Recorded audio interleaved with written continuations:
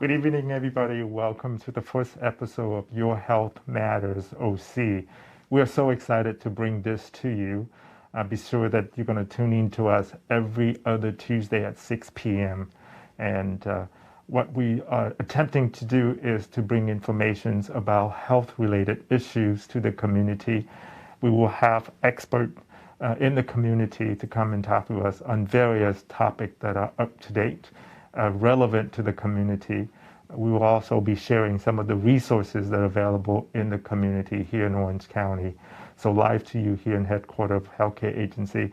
I am Dr. Clayton Chow. I'm currently the agency director for the Healthcare Agency. Today, our very first show, I have two very important guests with me. Actually, the first one is our co-host, Dr. Chin-Seo Kwon. She goes by Dr. CK.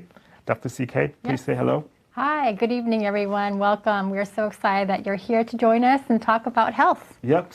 So Dr. CK is our Deputy Health Officer. Then our guest tonight is Dr. Matt Zahn. Dr. Matt Zahn, please say hello. Good afternoon, or good evening, everybody.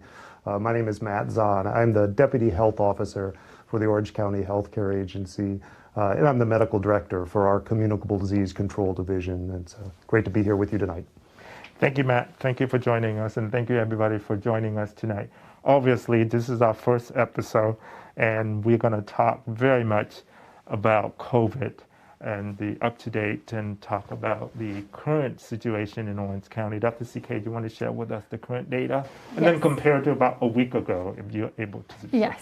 So good news is our case rates have gone down. So we're at 17.3, and our case positivity also went down to 4.7. Good news is our hospitalizations have also gone down. We're at 325 today with 65 who are in the ICU with COVID. And 760 individuals were reported to us today with a PCR positive rate. And that's a number for the last 4 days since we just came out from the weekend. And unfortunately, we still have 55 deaths that occurred over those that were reported to us over those 4 days. So there's still a lot of people dying from COVID, which is unfortunate. Right. So it's important to know for the public, and I know we've talked about this multiple times, is that when we got the total death for today, it could go back for weeks and even months, right? That's how the data roll in. And we update our dashboard on the number of deaths per day, so it's important to look at our dashboard on ochealthinfo.com. So that's all the information currently we have. And I think the only thing I'd add on to what Dr. CK said is as in previous surges, in the Omicron surge, people who are unvaccinated are those who are bearing the brunt of disease. And so for cases, for hospitalizations, for deaths, it is still extremely weighted toward those who are unvaccinated. So again, it's just so important to get people vaccinated.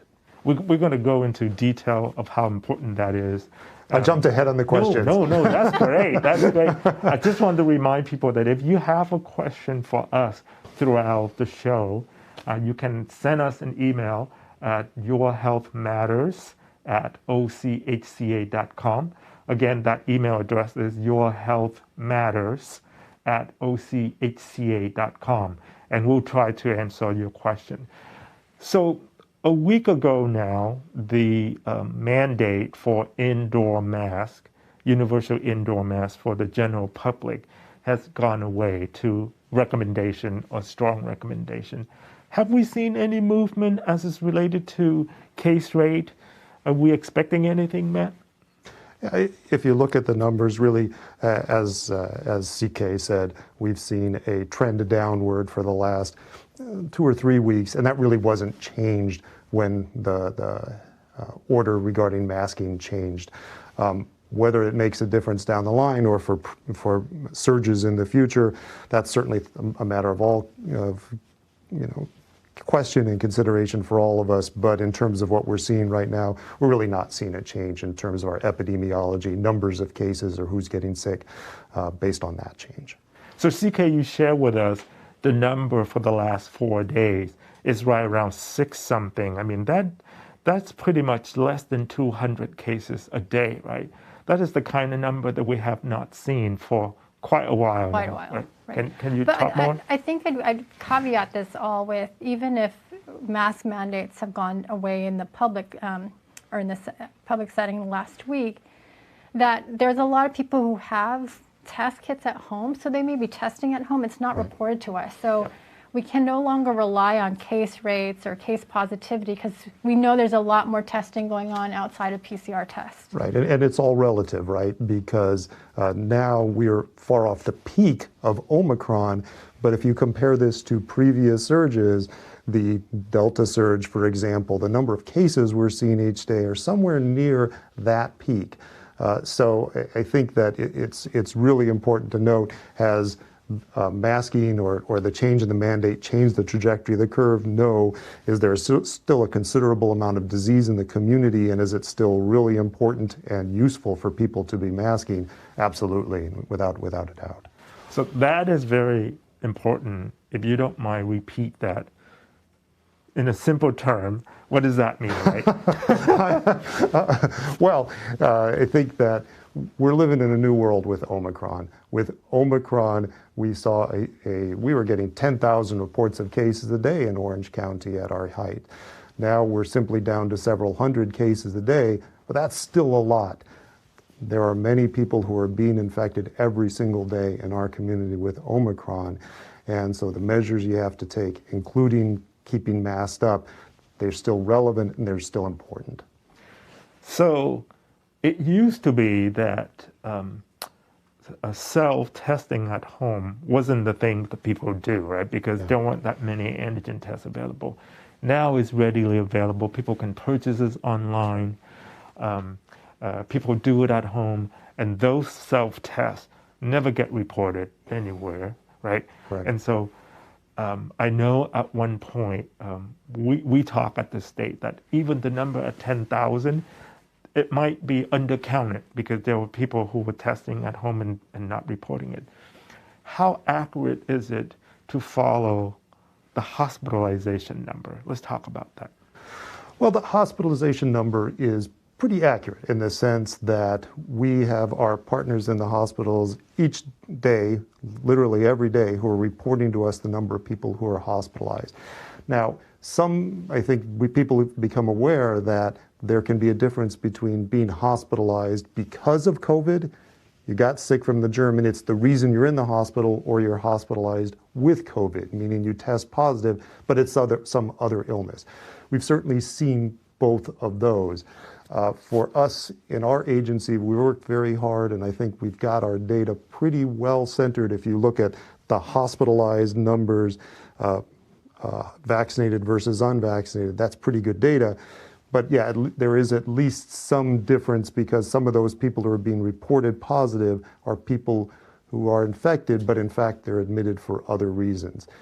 Same time, it's pretty complete. I mean, that data is a pretty good picture of exactly how much disease is happening in our county.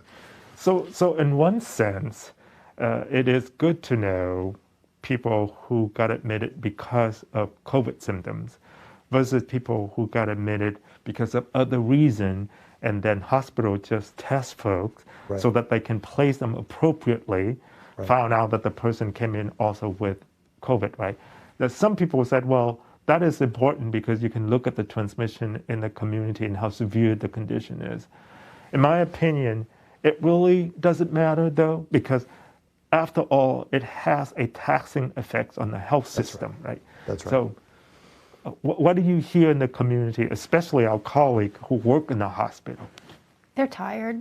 They're burnt out. Nurses, physicians, staff who are on the floors, they're all really tired. And I think I'm hearing a lot from colleagues who are saying that they're not understanding why people are not being more protective of themselves. And they're also getting yelled at. They were getting yelled at by patients who were really upset about the pandemic or about getting vaccinated, because the question always comes up, were you vaccinated or you're not?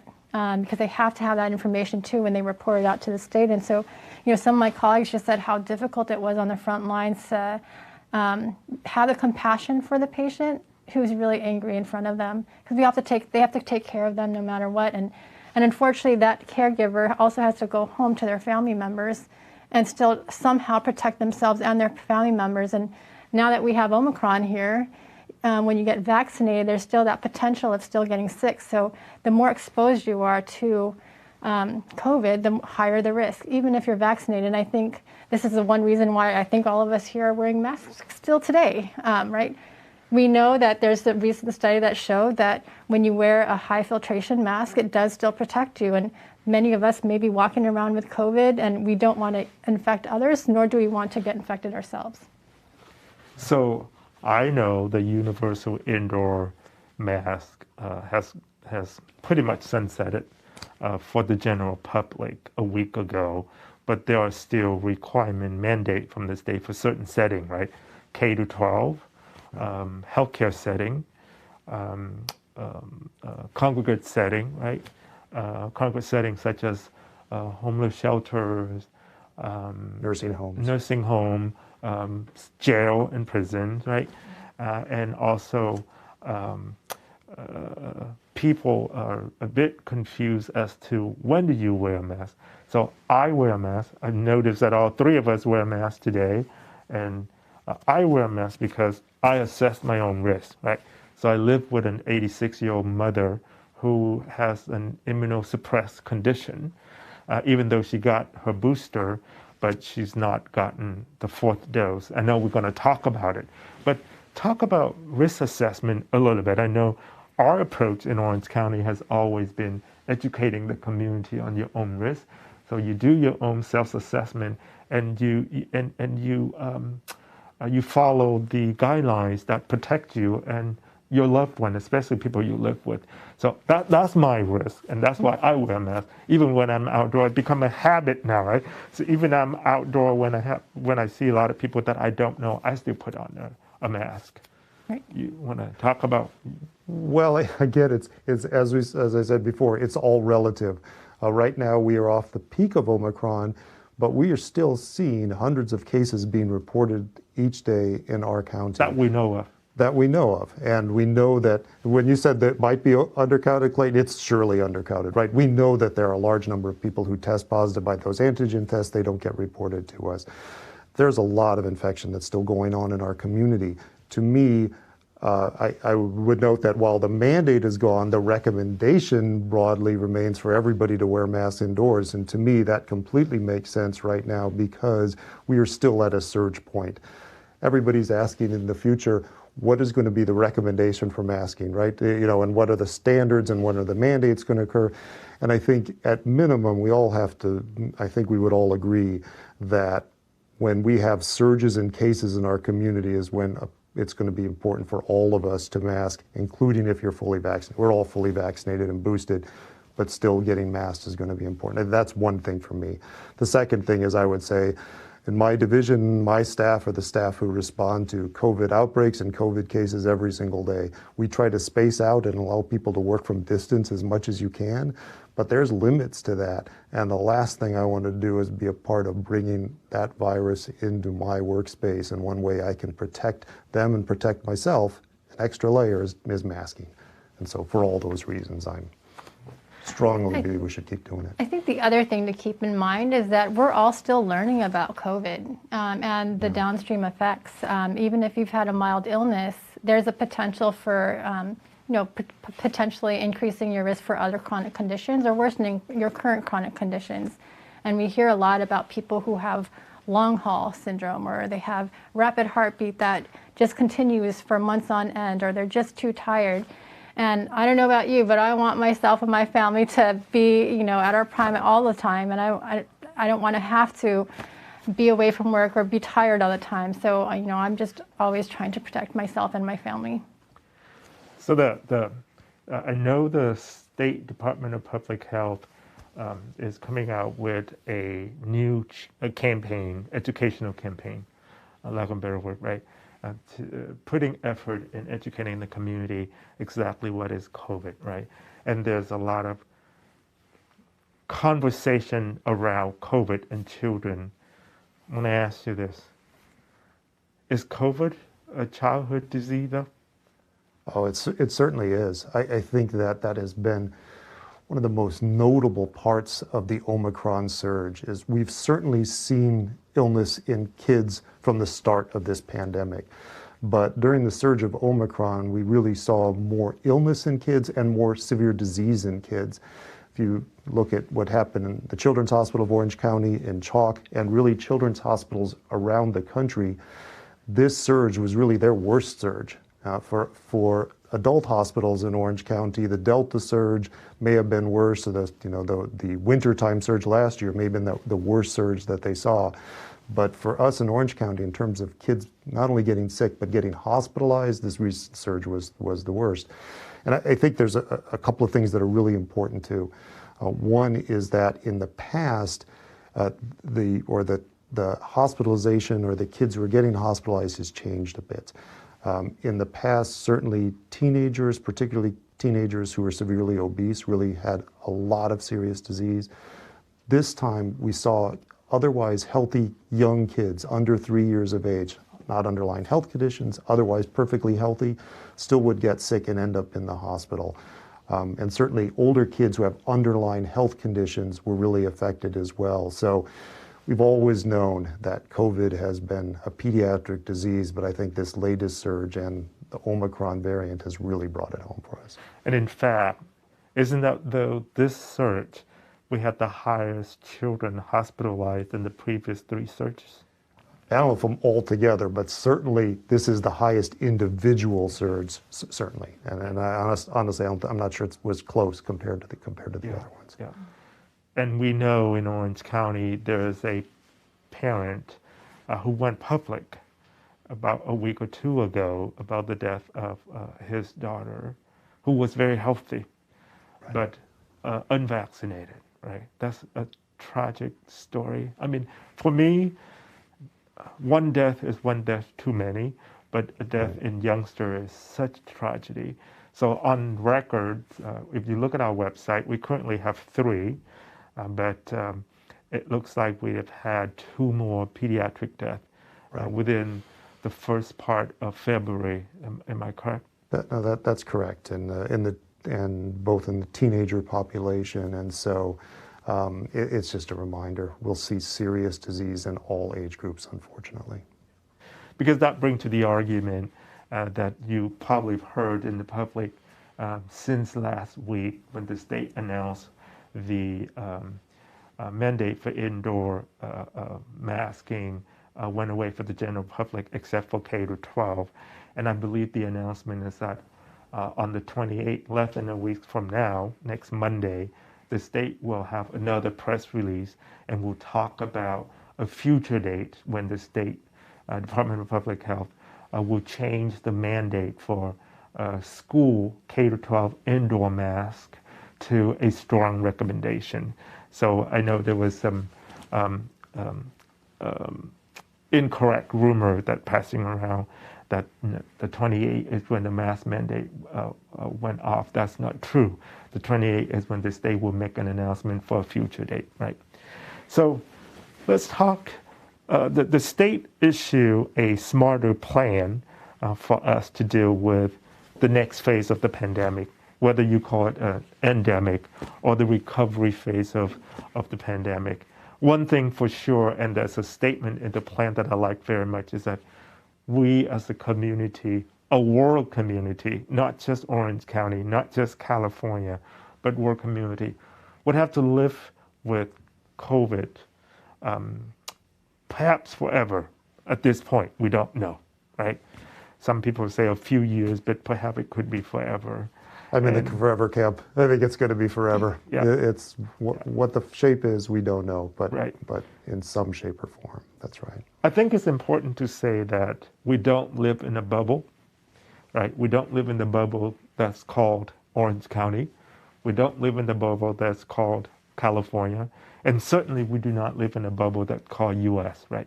People travel, people connect to each other, people have loved ones, friends, business partners across the globe. And certainly in our country and majority of the Western country and in Asia have a better opportunity for vaccination because of resources and what have you. Not so in some part of the world, Africa, for example. Some of the country in Africa, the vaccination rate is single digit because of resources, right? And so I think it is important for people to put in perspective, how do we live in this community called Orange County and this community called California, and certainly the community called US, and from a global perspective. So the plan, I read the plan over and over again, is packed with information, right? But it's clever with acronym. So I think we have time. Let us go down every single acronym. Right? The first one is SHOT, vaccine. Okay. Right. So talk to me. Do the vaccine, at least the one that are authorized and approved here in the U.S., do they work? Well, absolutely, and I would really emphasize, when we talk about them, the original vaccine was developed for the original virus. Since then, we lived through the Alpha virus and the Delta virus, and now the Omicron virus. And to me, it is quite encouraging. Not only do the vaccines continue to work, they continue to work despite different variants coming up. I think there's a lot of conversation about whether we have to develop a new vaccine to be targeted at the specific variant that's out there, and that conversation will continue. But the vaccine, as originally developed, it still works. New strain, new variant, it's still working, and I think that's extremely important for people to understand. It's still working specifically to reduce severe illness and death. And so, I know some people question whether it's effective if I'm still getting infected. And I think, again, we have to remember that the vaccine was created to, slow down all the hospitalizations and reduce the severity of illness. There's still a potential now with the recent variants to get infected, but the likelihood of you having severe illness is really, really low. And so I that think, means it is effective. And I will say that, if you've gotten vaccinated and boosted during Omicron, certainly we seen breakthrough infections? Absolutely, without a doubt. But for the persons who are unvaccinated, their chance of getting any kind of illness is many times higher for unvaccinated compared to people who've been vaccinated, and especially people who've been vaccinated and boosted. So I think what we're seeing is not only do the vaccines work, but it's really important that you get the booster as well. People who have gotten the full initial series have done better than people who have not been vaccinated at all. But people who've been boosted in Orange County and around the country have definitely done better. The booster is an important part of that vaccine series for us. And isn't it consistently throughout this Omicron surge that when you look at people who's hospitalized, overwhelmingly over 80, sometimes over 85% of the folks, at least in Orange County, who was hospitalized was right. Individual who was unvaccinated. No, is that correct? That's right. And if you think about it, the highest risk population is still persons 65 and older. That's the highest risk. At this point, 90% of that population approximately has gotten their vaccine series.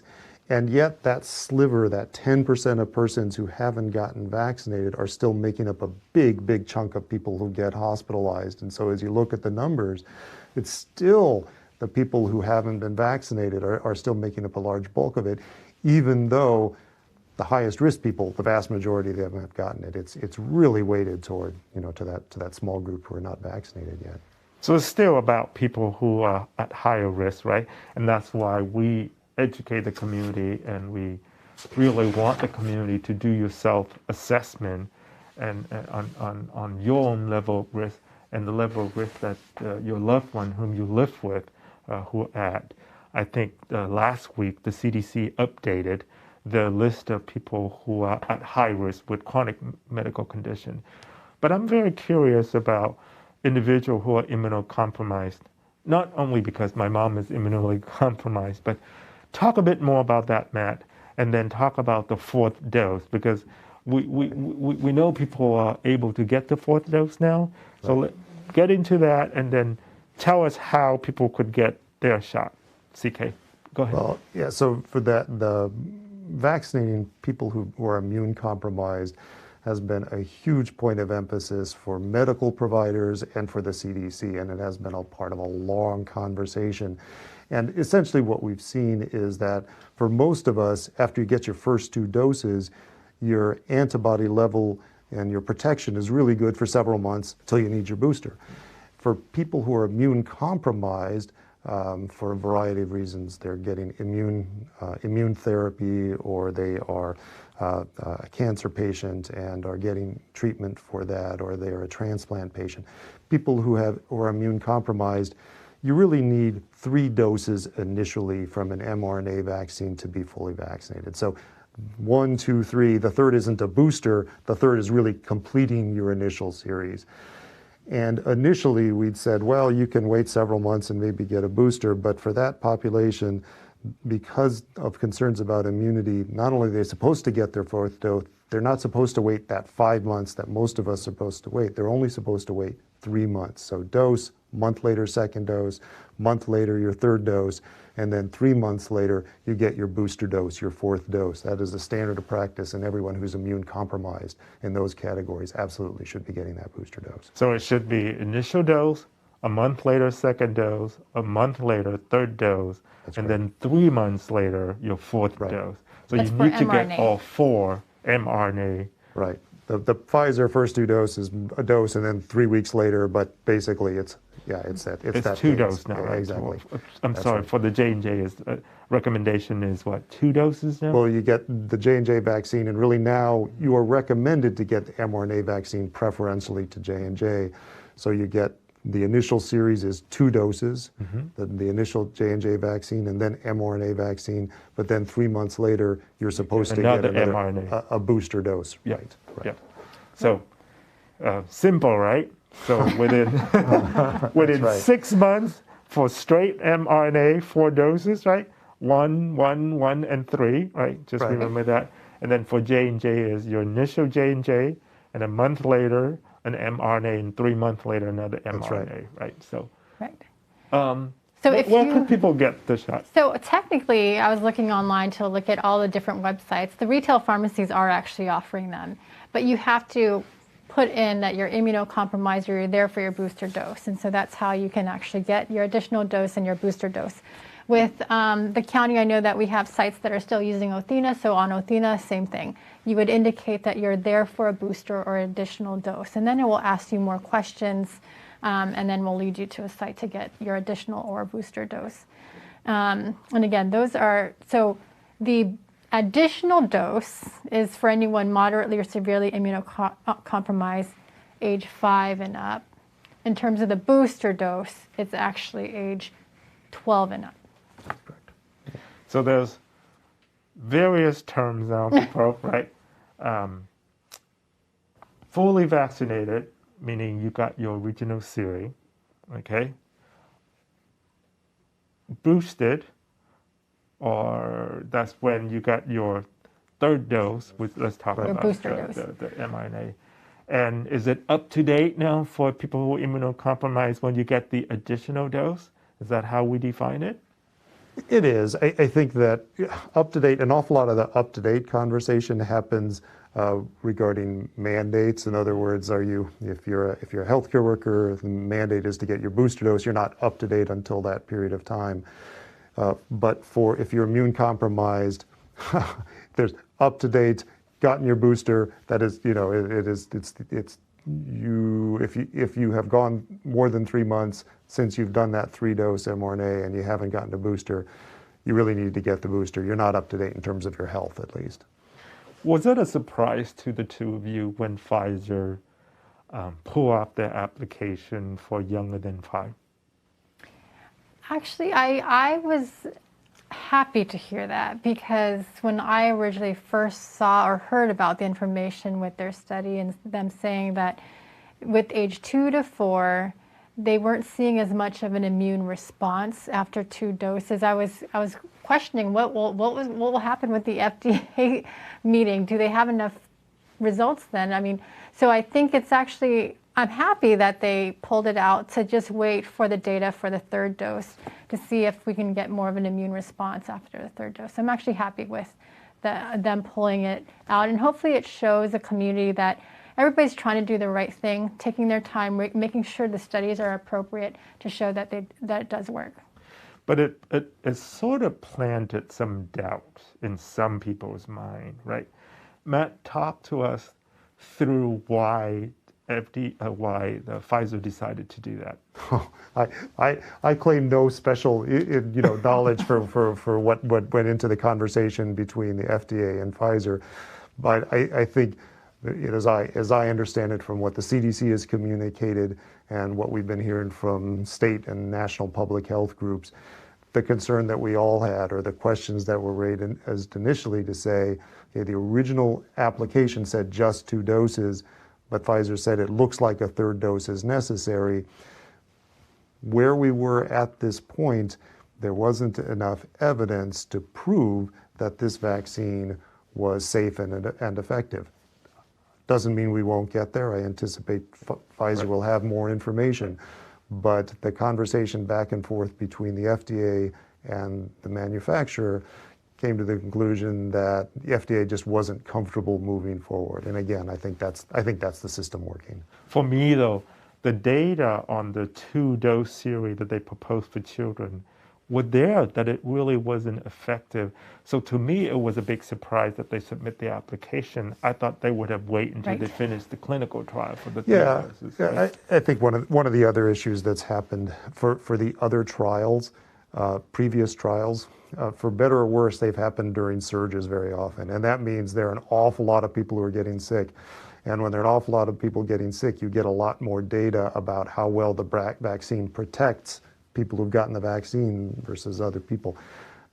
That data wasn't the same from what they'd seen so far from Pfizer, at least from what we can understand. So doesn't mean they won't get there. For those of you who don't know, actually, our very own Dr. Zahn, I have to brag about you. Our very own Dr. Zahn is actually part of the Western State Reviewer, Scientist Reviewer.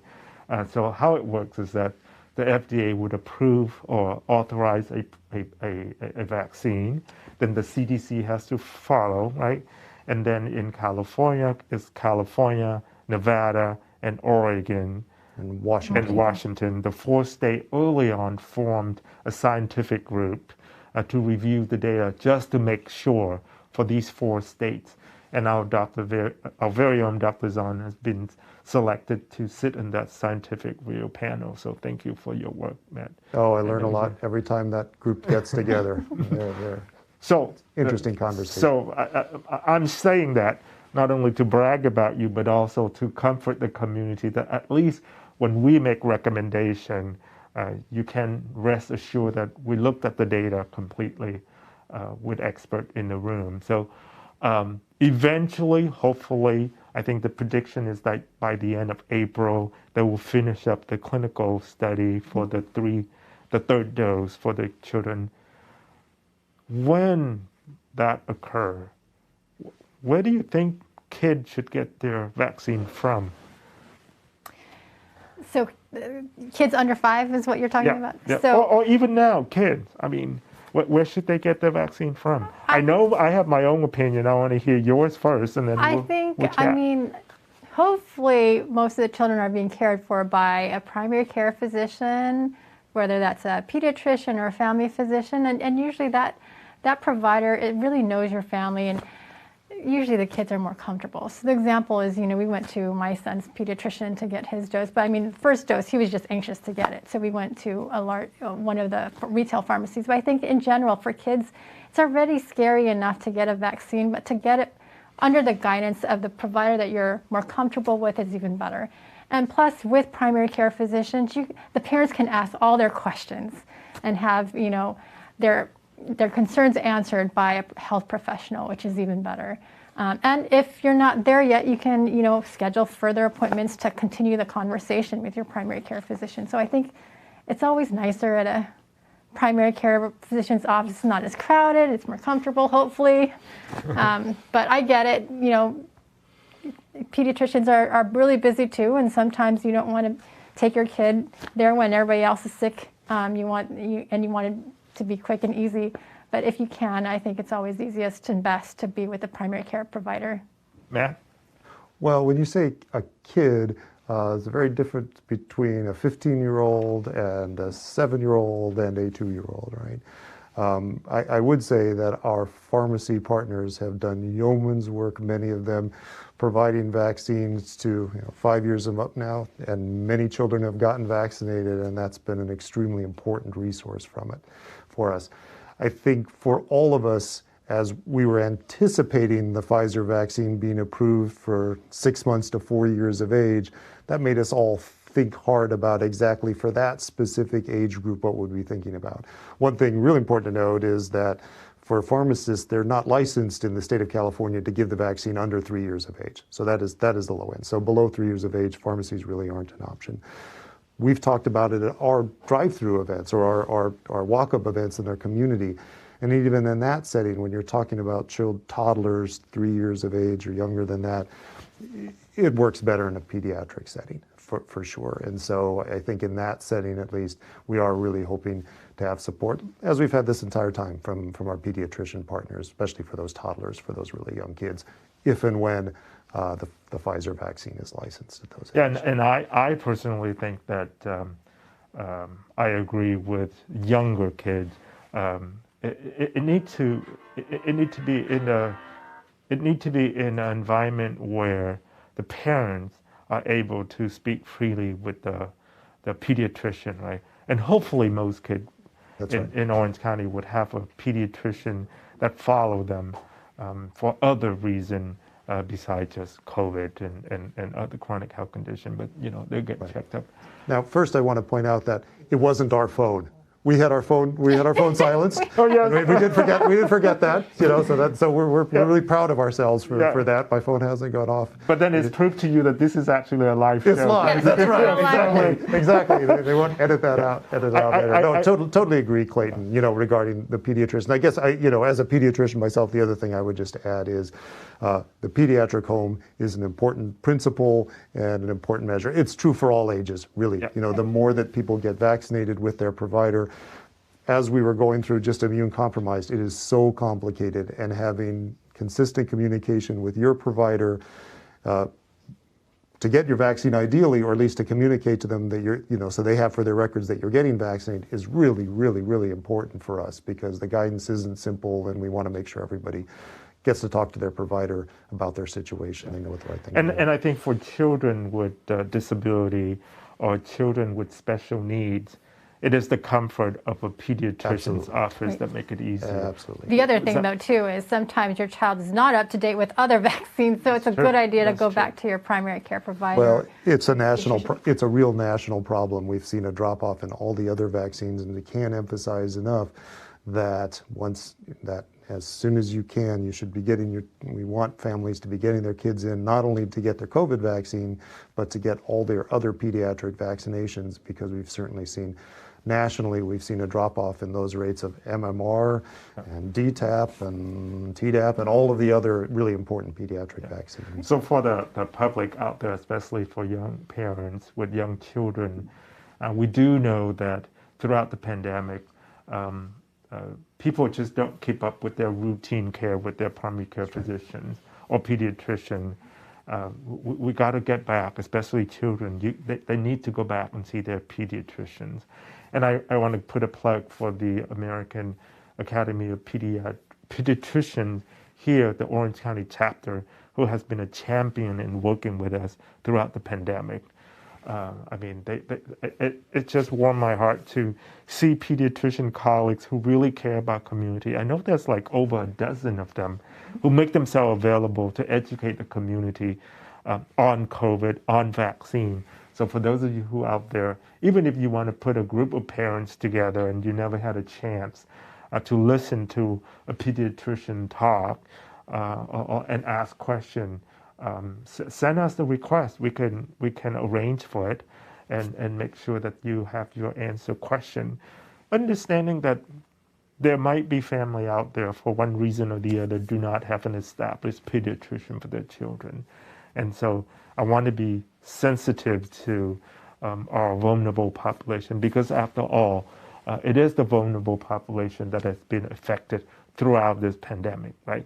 Up and down the state, across the country, We know that the pandemic has differentially affected our neighbors, our friends, our family that are part of the Black community, that are part of the Latinx community. So we have to continue to raise awareness. Let's talk about awareness, which is part of the Smarter Plan. What have we done in Orange County in outreaching into those communities? CK? We've been working with promotoras and local community-based organizations such as Latino Health Access, some of the Asian organizations, and community clinics. They've been actually going out door to door. They've been canvassing a lot of the communities that were higher risk. They're also hosting a lot of town halls with their own specialists and some of the specialists who speak the different languages.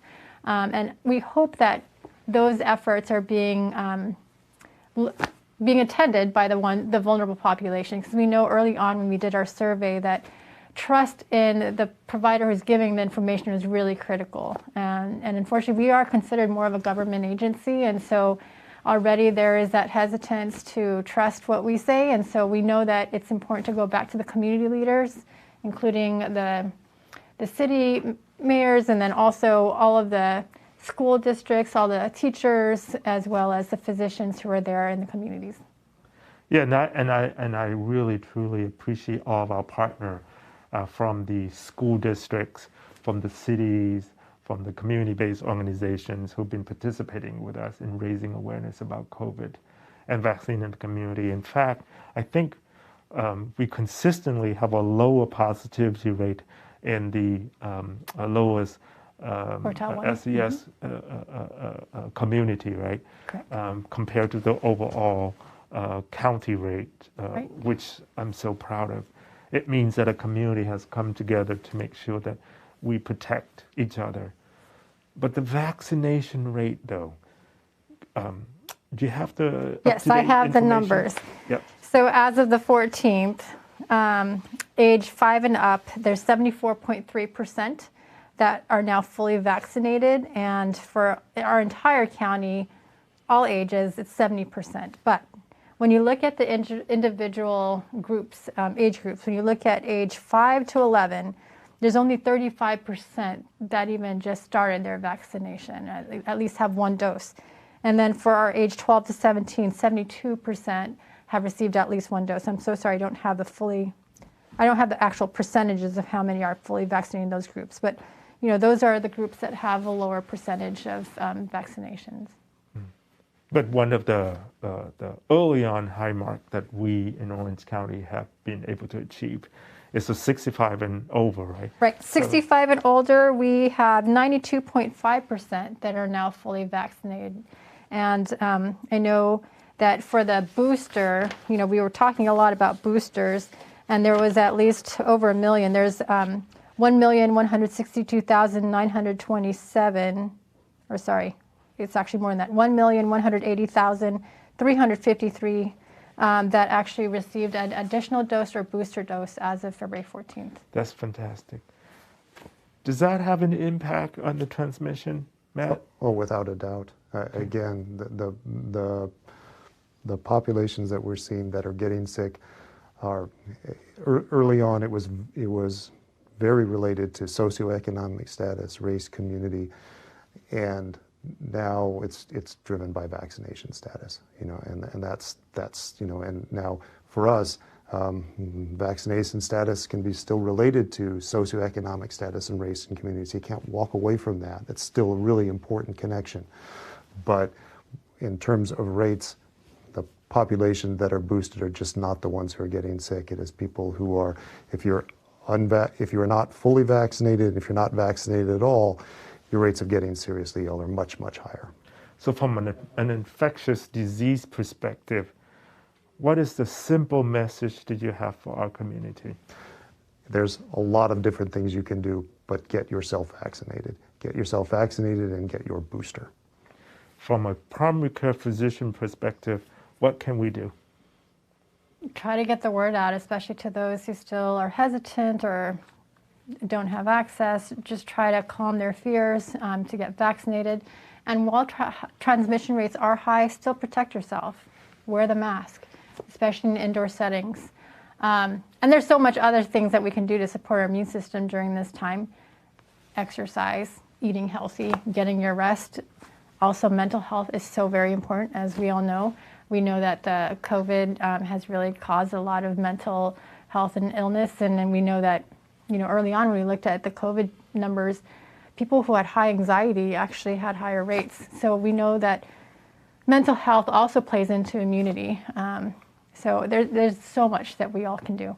I'm so glad you brought that up, because on the CDC website that talk about people with high risk, and actually people with mental illness is classified as high risk folks.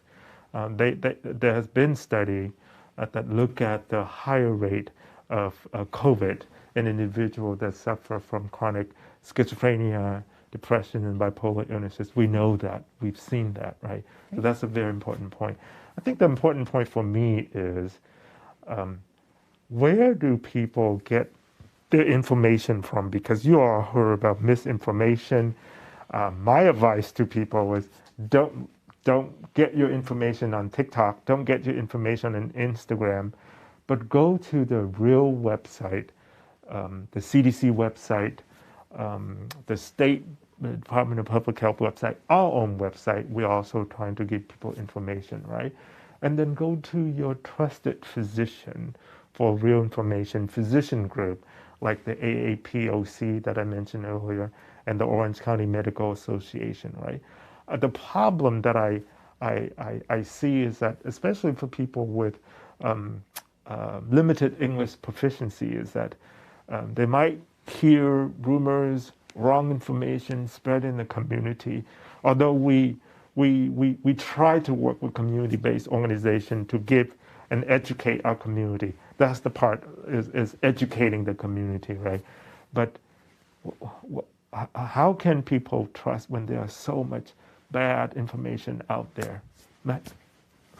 Well, I think many of us have our trusted partners in our community, and it's agreed you have to sift through a lot of information that is out there online.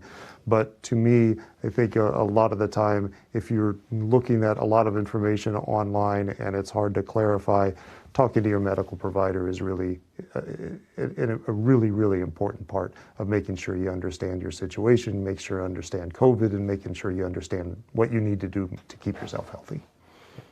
So part of the SMART plan talk about readiness. I mean, obviously we knew that the American public health infrastructure was not ready for the pandemic whatsoever, right? I mean, locally, we know our public health department was just not ready to respond to the pandemic. I mean, we struggle, and thank God we have to pull all the resources together. We have to partner with other health systems. We have to partner with community-based organizations to do this together. Moving forward, what do we do? Are we ready to move to the next phase?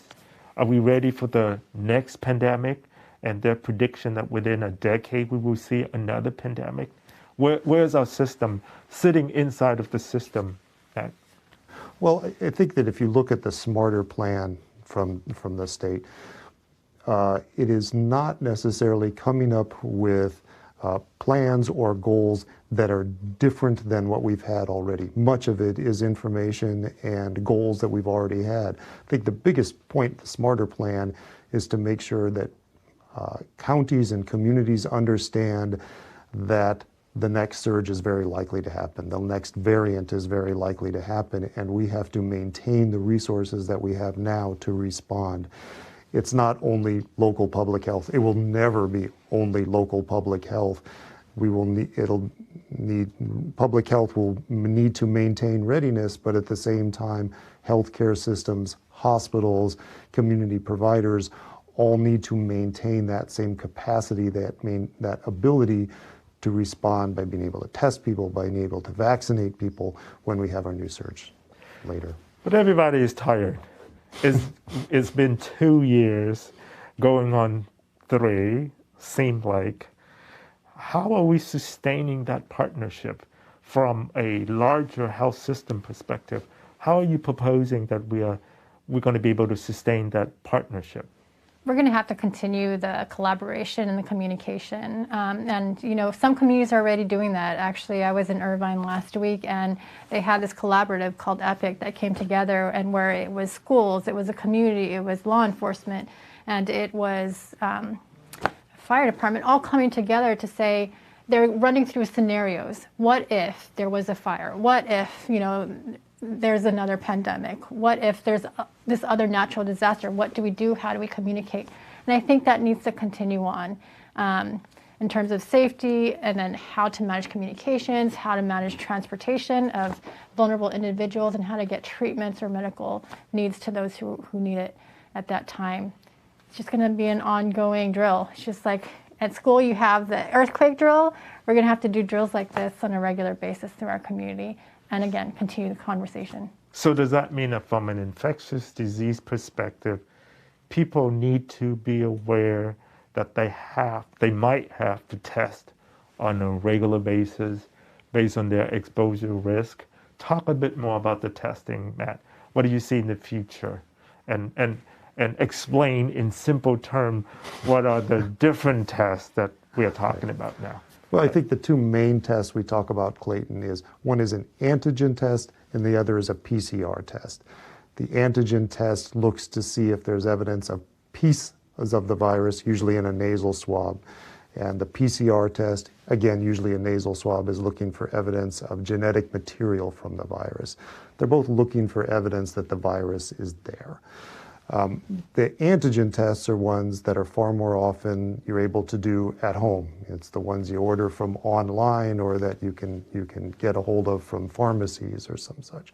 PCR tests you can get from the healthcare agency. You can order to be delivered to your house, and medical providers will offer them too. They're both very good tests.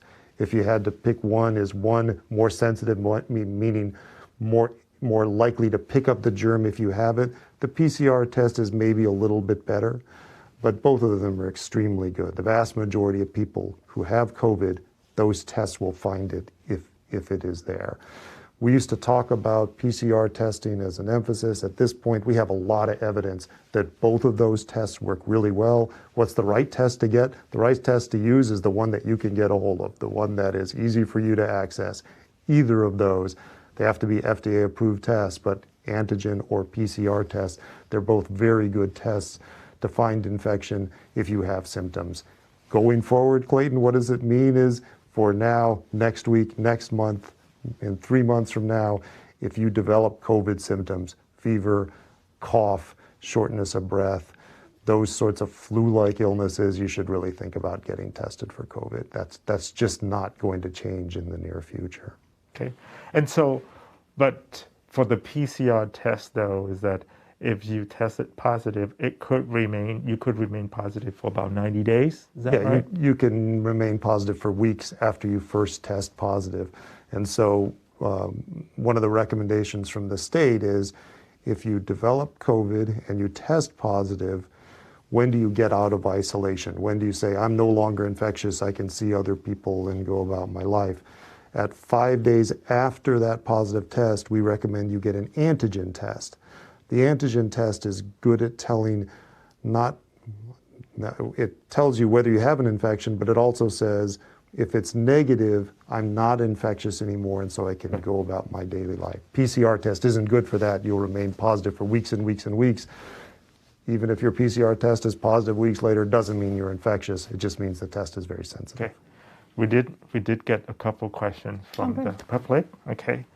So for people who are, this is Wendy, for people who are immunocompromised and who had their first vaccination in February of last year, when will the fourth COVID shot or booster be available? It's a year away already. I think it's a year since they received their first shot, or they've completed their primary series? First vaccination, I assume that the primary series last February. So technically for that individual, if they just got their first vaccine of whatever vaccine series they received, they need to complete their series and then get their booster. So it depends on which vaccine they're on, which one they received. If they completed their full primary series, so that if they're immunocompromised, that means 3. If it's an mRNA, 3 doses, then 3 months from that last dose, they should get a booster. So let me get this right. The advice is, if this person, Wendy, if you finish your primary series of mRNA last February, a year ago, okay, you are due not only for the booster, but also for the additional dose because she's immunocompromised, right? That's right. So get your booster now, Get your and additional 3 dose. months later, get your additional dose. Get your additional dose now to complete your primary series, and then 3 months later, get your booster Exactly. I dose. got that term wrong. Yeah. So get your third dose now to complete your primary series for individual who are immunocompromised, and then 3 months later, get your booster shot, fourth dose. That's right. One question, general question that comes up is, do I start over? Meaning, Yeah. I've gotten my 2 doses, but it's been many months. The short answer is no. You're supposed to get it, as we said, 1 month, then 3 months later. But if it's more spread out, it doesn't mean more doses. You just try and keep to that schedule as much as you can. This one is easy. Rachel asked, I want to get the Pfizer booster. I am seeing the name Community and not Pfizer on some site. What's the difference? There's no difference. When the FDA approved the Pfizer vaccine, Pfizer company chose a brand name, and that is called Community. So it's the same vaccine. Okay? And similar with Moderna, since Moderna also was FDA approved recently, they have the brand name Spikevax. So it's the Spikevax. same. Moderna and Spikevax, same COVID vaccine. Okay. So let me repeat that. Community is Pfizer vaccine, and Spikevax is Moderna vaccine. Okay? From Robert P., do you think masking orders will be brought back if another surge happens? Will we ever be able to get away from masks altogether? That's a fair question. It's a very fair question. So from an infectious disease perspective, I thought I heard you said that is one of the layers that we protect ourselves, right? I don't want to take the words out of your No, mouth. that's Go exactly ahead, it. Matt.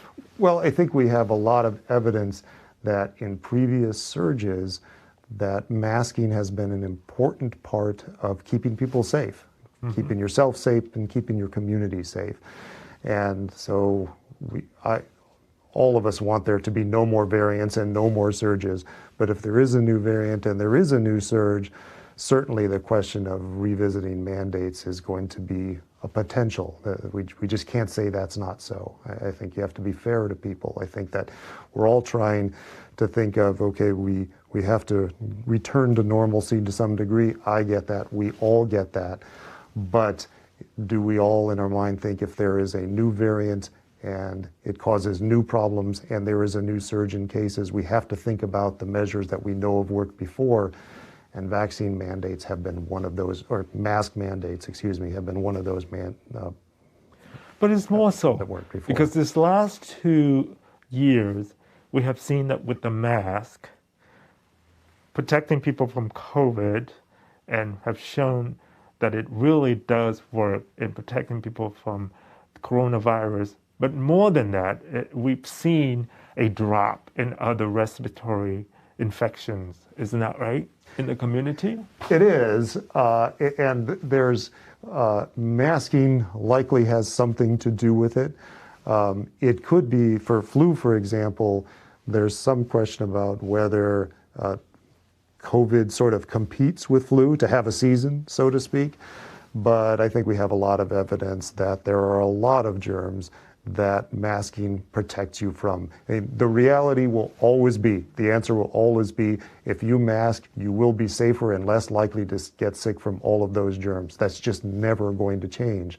The community number of cases, certainly that's true, but the reality is masking is always going to provide protection, not just against COVID, but against other germs as well. Your thought? Your catch? I think I keep hearing from my kids and my family, they're all tired, and I keep reminding them, well, the virus doesn't take a break. The virus is just trying to survive this. It's trying to get smarter, stealthier, trying to infect us any which way it can. So it doesn't take a break. So even if we want to take a break, the virus isn't taking a break, and the virus can have an edge over us if we decide to reduce all of our mitigation strategies. So this last question come from, I have to say this must be a youth. Jasmine, thank you so much for asking this question. I'm going to get emotional and teary here in a minute, so let me read the question from Jasmine. How do I take care of my 2-year-old brother during this time of COVID? What precautions should I take with him when we go out in public setting? Okay, camera to them because I'm going to get teary. Yeah, that's the hardest question. You know, you want to see these kids lively and you want them to play and have fun, and we want to be in normalcy. But, you know, if I had a 2-year-old in the household, you will see me wearing this mask until I know that the risk is down, until I know a vaccine is ready for that child, because there's always that risk. Because that child is not eligible for the vaccine. They're not eligible currently. for the vaccine, so they don't have any protection other than the protection their family members provide to them, which is their family members not getting sick and not transmitting it to them. So, Matt? No, those are the answers. The only other thing I could add is, we live in the moment, and the moment right now remains that we are in a surge. And so when you're thinking about whatever you're thinking about doing in terms of activities, be aware for us, we're still in an Omicron surge. And so those community activities when you're around other people, are still at a higher risk than we are when we're outside the surge. That's where we are right now. And you all have heard me talk about this. We need to protect our neighbors, our loved ones who are vulnerable. And those are individuals who have chronic health condition. Those are our seniors. And those are our children who currently are not eligible for the vaccine. As Dr. Zahn pointed out, we have seen a lot of hospitalization in youngsters this surge. We don't know yet what this long COVID symptom is going to do to our children, right? At least in a quarter of the adults with Long syndrome, we know they struggle. They struggle with concentration, they struggle with anxiety, depression, they struggle with fatigue, they struggle with not able to do a whole lot of things. We have evidence that perhaps Long syndrome in children express the same way. What I worry about the children is that it affects their brain to the point that they are not able to concentrate in school and live up to their potential. That is the travesty. I think people take it so lightly that, kids don't get very sick. If you look at the number of kids who are hospitalized compared to adults, it's very small. If you look at the number of children who die from COVID, it's very small from the adults. And I've always say this, until it hit you, you don't know what it means until it hits your family. And a loss in life is a terrible thing, right? And so, thank you, Jasmine, for asking that question. We also acknowledge that the pandemic and the mask has caused some emotional issue in our children. And so we need to explore that. We need to find ways to support the well-being of our children. So with that, thank you for joining us tonight. Next show, 2 weeks from now, on March 8th at 6 p.m., we're going to talk about the emotional toll that this pandemic has taken in our community. We're going to talk to mental health expert and what to do for your family, what to do for your youngster. I hope you enjoy our show. Thank you so much, Matt, for talking to us tonight. And I'm looking forward to co-hosting with you and bring you back from time to time, Matt. I'm sure there's issues that we have not talked about, and that is treatment. I'm hoping that we'll be able to do that. So between now and the next show, if you have questions about emotional well-being, about COVID, send us an email. Again, yourhealthmatters@ochca.com. Again, yourhealthmatters@ochca.com. Thank you so much for joining us. I hope you enjoyed this, and we'll see you in 2 weeks. Thank you. Have a great evening.